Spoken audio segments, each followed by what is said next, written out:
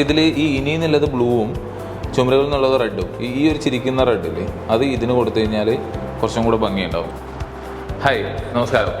ഇപ്പം നമ്മൾ പറഞ്ഞത് എന്താണെന്ന് വെച്ച് കഴിഞ്ഞാൽ ഒരു ടൈപ്പോഗ്രഫീൻ്റെ കളർ കൊടുക്കുന്നതിന് വലിയ സംസാരിച്ചിട്ടുണ്ടായിരുന്നു. എന്തുകൊണ്ടെന്ന് പറഞ്ഞാൽ നമ്മളൊരു ക്യാമ്പയിനിലേക്ക് വരുന്ന സമയത്ത് അതിനൊരു ക്യാമ്പയിൻ പേരും അതിലൊരു ടൈപ്പോഗ്രഫിയും ചെയ്തതിന് ശേഷമാണ് നമ്മളൊരു ക്രിയേറ്റീവ് വീഡിയോയിലേക്ക് നമ്മൾ പ്ലാൻ ചെയ്യുന്നത്. അതിൽ ഒരു ആൾ കല്യാണ പെണ്ണിനെ കാണാൻ വേണ്ടിയിട്ട് വീട്ടിലേക്ക് പോവുകയും അവിടുന്ന് ആ കല്യാണ ചെക്കന് നമ്മൾക്കൊരു ഭിത്തി കണ്ടിട്ട്, ജിപ്സം പ്ലാസ്റ്ററിങ്ങിൻ്റെ ഒരു ഭിത്തി കണ്ടിട്ട് ആ കല്യാണ പെണ്ണിനേക്കാളും കൂടുതൽ ഭിത്തി ഇഷ്ടപ്പെടുന്നു എന്നുള്ള രീതിയിൽ ഒരു ഫണ്ണി ആയിട്ടുള്ള ഒരു ക്യാമ്പയിനാണ് നമ്മൾ പ്ലാൻ ചെയ്തിട്ടുണ്ടായിരുന്നത്.